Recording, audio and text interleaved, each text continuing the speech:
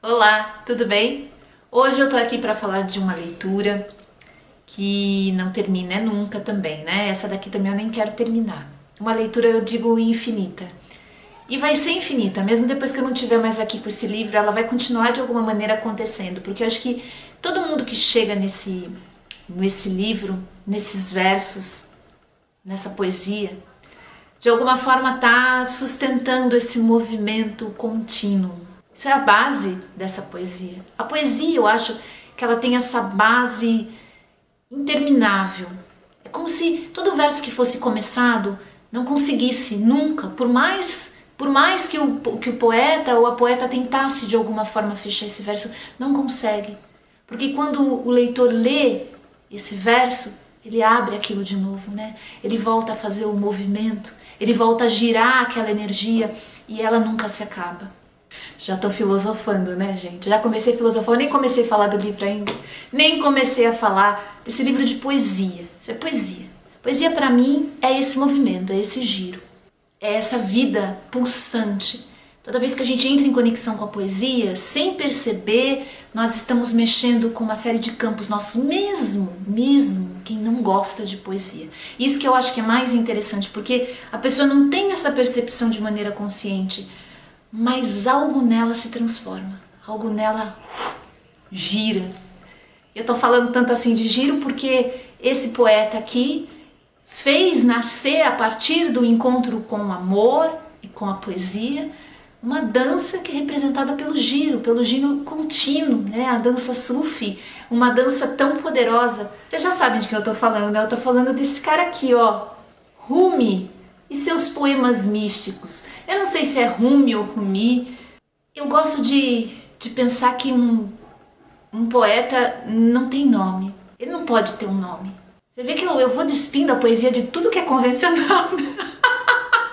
Eu tiro tudo da poesia dos poetas, eu tiro tudo, eu arranco tudo. Eu tiro tudo, deixo a poesia pelada, deixo a poesia desnuda ali, porque eu acho que ela já nasce assim. Não importa.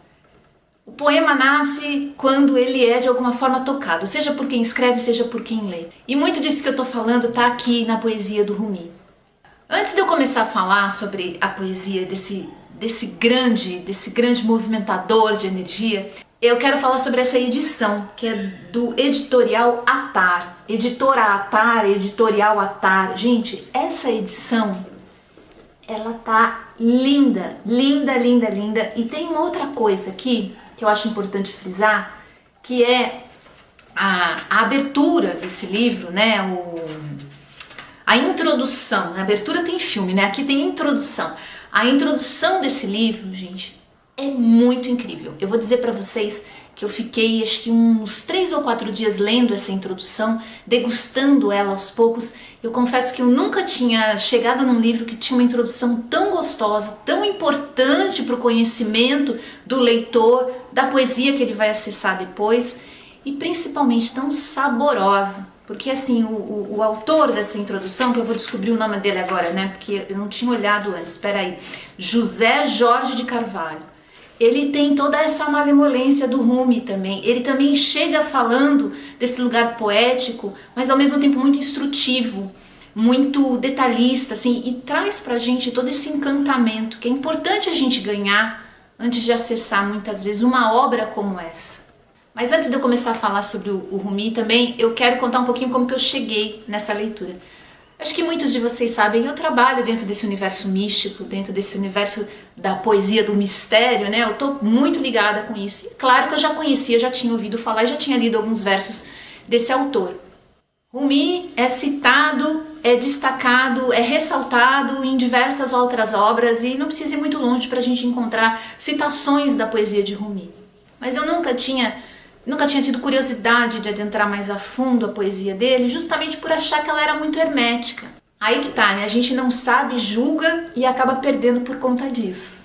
Mas um dia eu tava na livraria conversando com um amigo livreiro, sempre os livreiros me abrindo os olhos assim de diversas formas, e nesse caso ele me falou de uma maneira tão interessante sobre o romance, a história de amor, a história de conexão espiritual, amorosa, nesse lugar mais profundo da existência que Rumi viveu e que levou ele a começar a escrever essas poesias. Lembrando que esse livro aqui, gente, é uma coletânea, né? Um livro que seleciona aí os melhores poemas. Não tem todos os poemas aqui do Rumi, que eu acho que ele tem, sei lá, uns 2 ou 3 livros. Mas foi graças a uma conversa com esse livreiro que me entusiasmou de uma maneira muito grande a entrar nesse universo do Rumi, que eu trouxe esse livro para casa e comecei assim a dar uma folhadinha na introdução, e foi aí que a coisa começou.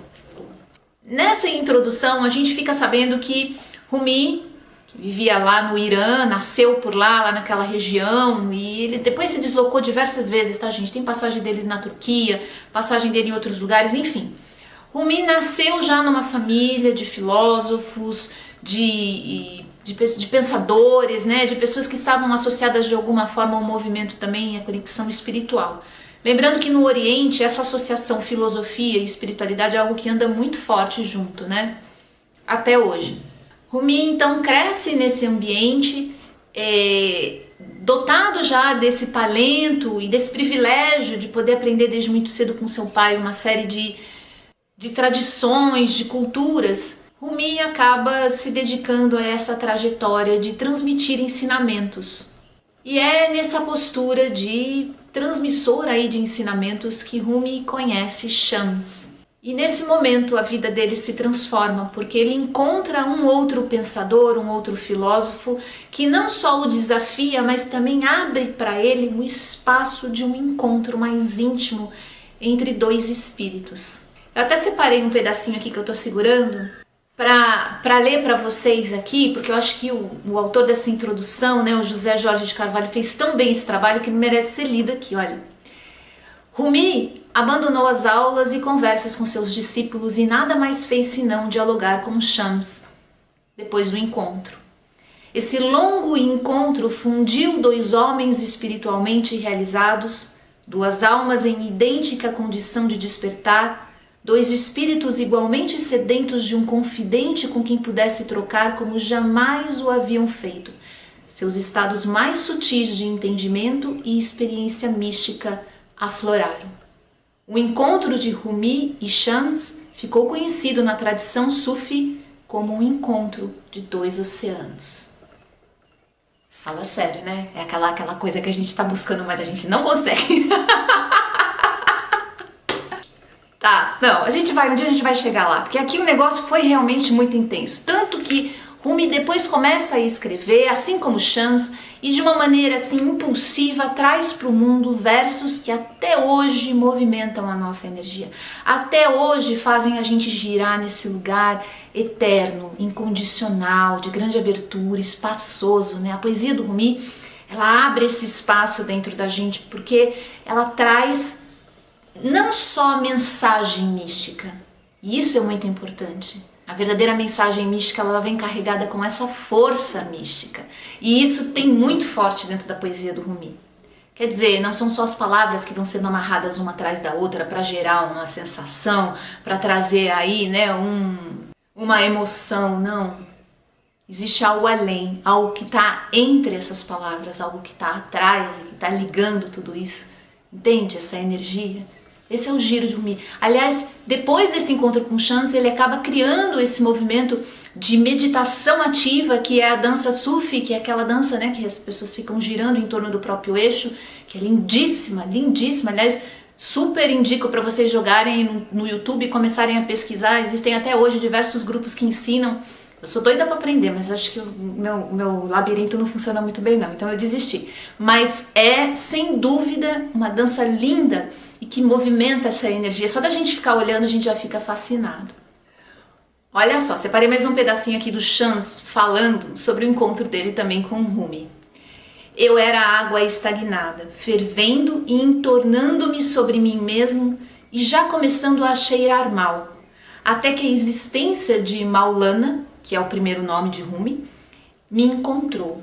Então aquela água começou a correr e continua correndo doce, fresca e saborosa. E dessa forma nós vamos encontrar os versos, pétalas no caso aqui, os versos mais bonitos, espirituais, transcendentes, tocantes, É delicado, gente, são versos delicados, simples, tá? Não se preocupe como eu me preocupei achando que ia ser muito complexo, não é. São versos simples, mas que ao mesmo tempo nos tocam, independente da sua crença. Mesmo que você não acredite em nada disso que eu tô falando, não tem problema.